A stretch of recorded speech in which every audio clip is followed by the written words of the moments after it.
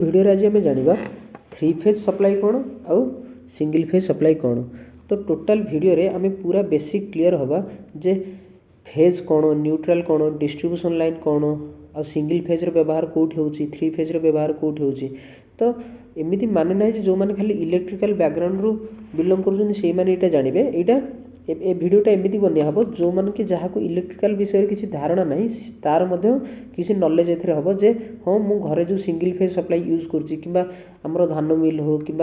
Company मान जो three phase supply use होगुड़ा कौन एक्चुअली प्रथम आम जाना जे सप्लाई सिस्टम केते प्रकार। तो इलेक्ट्रिकल सप्लाई सिस्टम मेनली दी प्रकार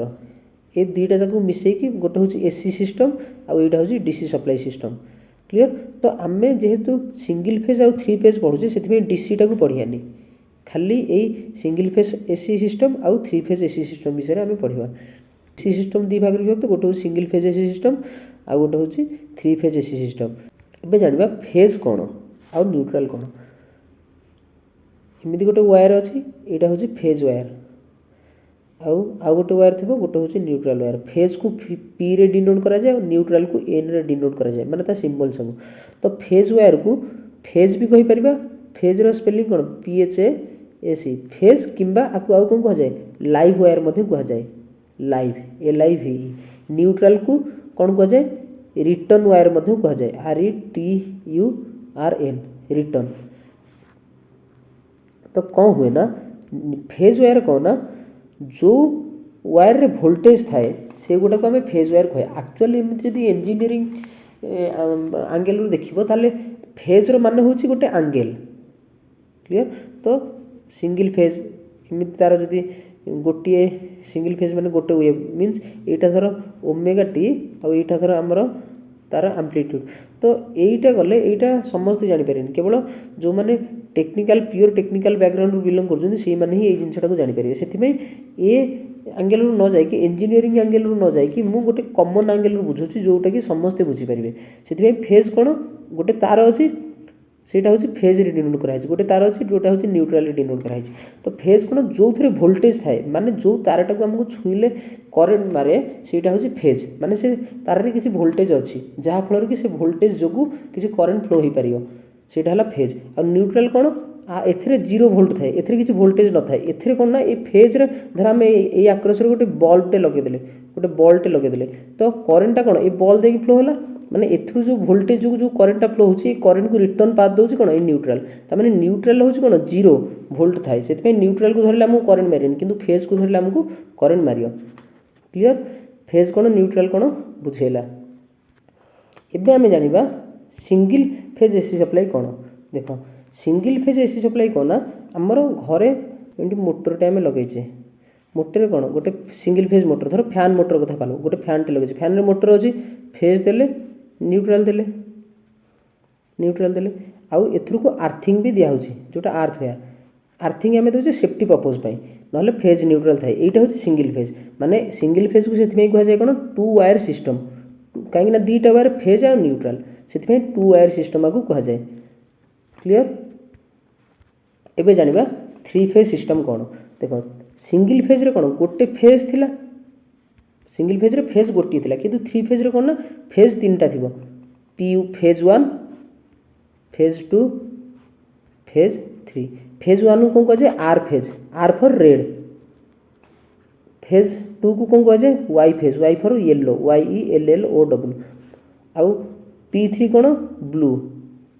बी फेज जोटा कह जाए BLUE blue.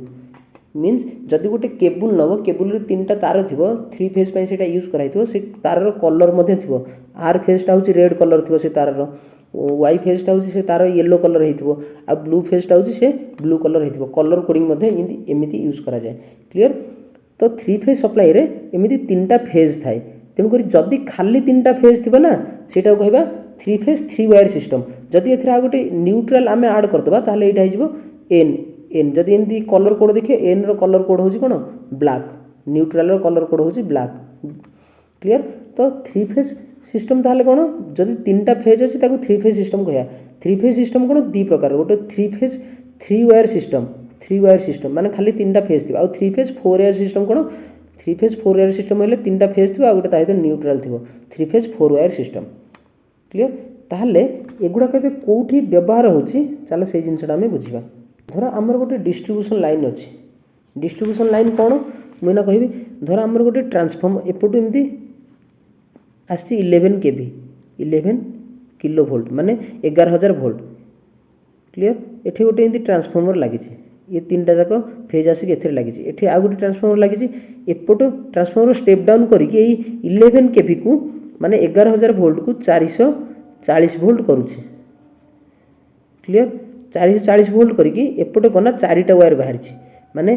R Y B आउ एन किंतु एपटे कौन अच्छी 11 केवी पटे केवल आर वाई बी अच्छी आर वाई आउ बी तो ये कौन हम ना यही जो नेटवर्कटा यहीटा हूँ H T line high tension line आउ एटा हूँ L T line clear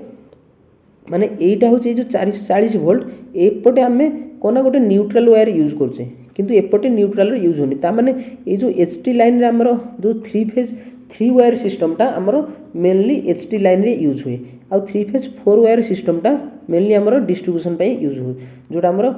440 volt रे यूज होची तो एई थ्रु कोना हम घर मान को सिंगल फेज दिया होची सिंगल फेज ताले कोठी यूज होची ता माने घर को जदो धर एटा आर फेज वाई फेज एटा बी फेज आ एटा होची न्यूट्रल तो हमर जो ट्रांसफार्मर एपोर्टटा प्राइमरीटा हमर हेथिबो एटा होथिबो डेल्टा कनेक्शन खाली तीनटा फेज अछि आ सेकेंडरीटा हेथिबो कोन स्टार कनेक्शन जो थ्रु गोटे न्यूट्रल पॉइंट बाहर थिबो तो हमर धर घर एटा गोटे घर अछि ए घर को जदी सप्लाई देबा सिंगल फेज देबा माने आर वाई बी तीनटा जगह को भी गोटे फेज नबा गोटे न्यूट्रल नबा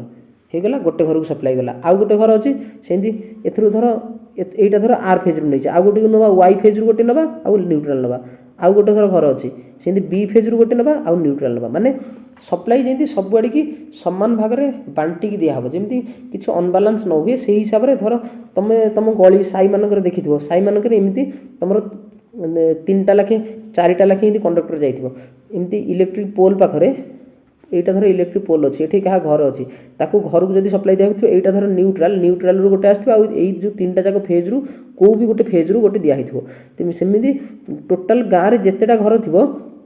सबु घर को बंटा ही दिया जाइथिबो ता माने कोन जेमति सबु फेज रे लोड समान रहू बैलेंस लोड रहू क्लियर ता माने आमे कोन जानले जे जो थ्री फेज थ्री वायर सिस्टमटा हमरो एचटी लाइन रे यूज होची जोटा 11 केवी अंगारे आउ थ्री फेज फोर वायर सिस्टमटा हमरो 440 वोल्ट रे जोटा हमरो 440 वोल्ट रे यूज होची जो धर कि गोटे न्यूट्रल थाए तो एटा होची कोना जदी हमरो कोटी बड़ प्लांट अछि बड़ प्लांट मान को से माने डायरेक्ट 11 केवी भी नै जानती ताटो छोट छोट प्लांट जहार थ्री फेज दरकार से तीनटा जाक फेज नेबे आउ जो हमर घर मान को डिस्ट्रीब्यूशन पाई सिंगल फेज माने गोटे फेज जिवो गोटे न्यूट्रल जिवो क्लियर आ जदी बा कार कुछ डाउट रहउची ताहले कमेंट माध्यम रे पचार मु सेटा क्लियर करबी धन्यवाद।